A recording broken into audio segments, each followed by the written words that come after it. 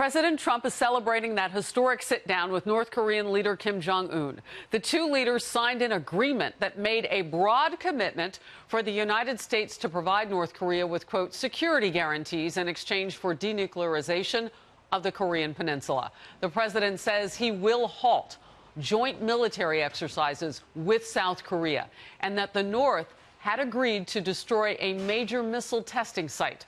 The president also opened the door for Kim Jong-un to visit the White House as he expresses optimism that the dictator is committed to peace. Watch. Chairman Kim and I just signed a joint statement in which he reaffirmed his unwavering commitment to complete denuclearization of the Korean Peninsula.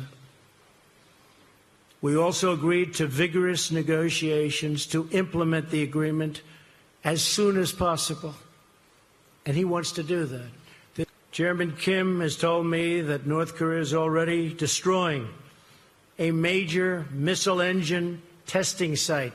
Our eyes are wide open, but peace is always worth the effort. And, of course, the effort back home sometimes involves politics. Democrats say they're not impressed with the president's deal. Watch.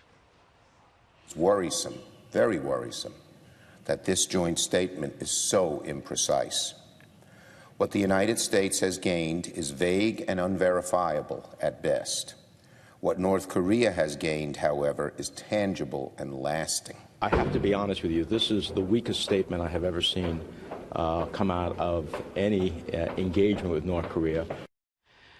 Very sour there. Chief White House correspondent John Roberts joins us from Singapore. John?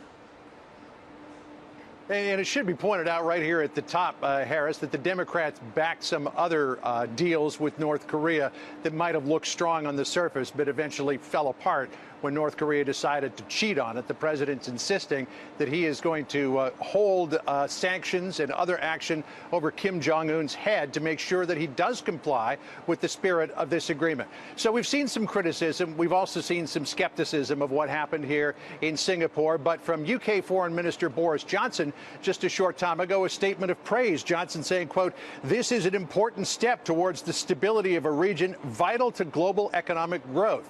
So some people out there seem to appreciate what the president did.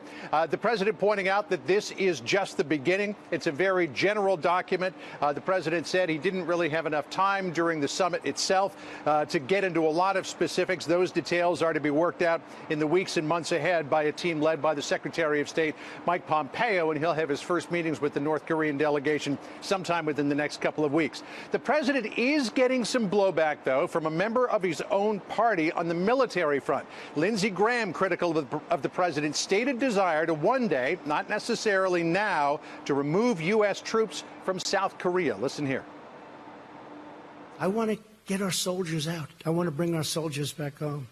We have right now 32,000 soldiers in South Korea, and I'd like to be able to bring them back home, but that's not part of the equation right now. At some point, I hope it will be, but not right now.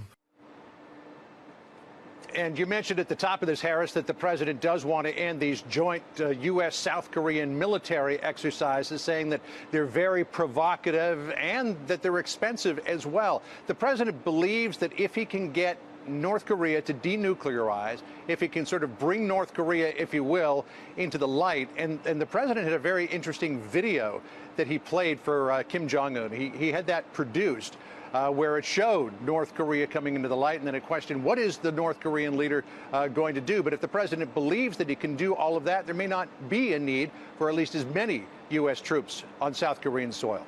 We'll see. I mean, we're just in the very first hours after this. There's still a long way to go.